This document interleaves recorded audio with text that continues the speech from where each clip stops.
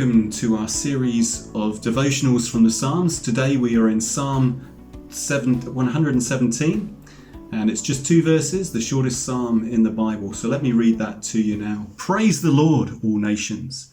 Extol him, all peoples. For great is his steadfast love toward us, and the faithfulness of the Lord endures forever. Praise the Lord. It's been just over a month since we went into lockdown as a country. March the 23rd, a Monday, meant that we could no longer make non-essential journeys. We could only venture from the house but once a day for exercise.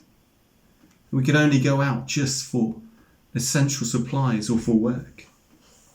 For us particularly as Christians, we were no longer able to go to church. No longer able to gather together as we know we should. And yes, we're grateful for Zoom, but it's just not the same, is it? I miss it. I'm sure you do too. Normally at this time of year, I'd be travelling. I'd be heading up and down the roads to churches and Christian unions and conferences, telling people about the work of New Transmission. But now I'm stuck in my office doing boring things like health and safety. That's no fun. And we can feel trapped. And the nation is feeling stuck. We have lost our normal freedom of movement. And that is a big thing. We can't see our families, and that's huge. I hate the fact that I can't hold my little grandson Noah at this time. And I know you're missing your parents, your brothers and sisters, your cousins, your nieces and nephews, your grandchildren. Yet despite these restrictions on our physical movements, our hearts and our minds should remain free. For if the Son shall set you free, you shall be free indeed, it tells us in Galatians. And that's not just true of our salvation.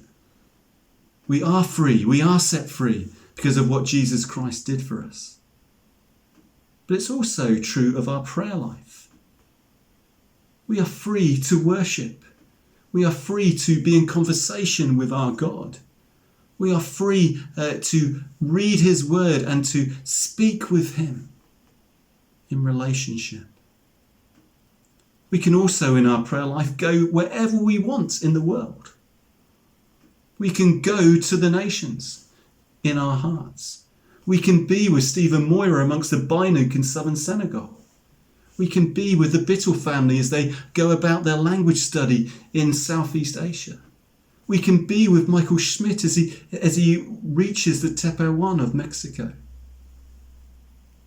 We can be in these places, in our hearts, in our prayers. We are free. But why would we want to do that? Psalm 117 reveals God's purpose for this world, and that is that every nation and people would praise and extol him. It reminds us that God's plan for this world is that all peoples would bring praise to his name. All nations, all peoples are to bring glory to the name of our God. And we can be a part of that through our prayers. We can be part of that great big picture, that tapestry of God's handiwork in bringing people from every tribe, nation and tongue to himself. The second part of this brief psalm speaks of his great steadfast love or merciful kindness in some versions towards us. And that hasn't changed, has it? Despite this pandemic, despite the fact that we might be feeling anxious in our hearts, despite the fact that we're missing our families, despite the feeling of being stuck. It hasn't changed. His mercy and love towards us has not diminished. His faithfulness, it says, endures forever. I trust even if you are unable to leave the house today, you will know this to be true in a great way.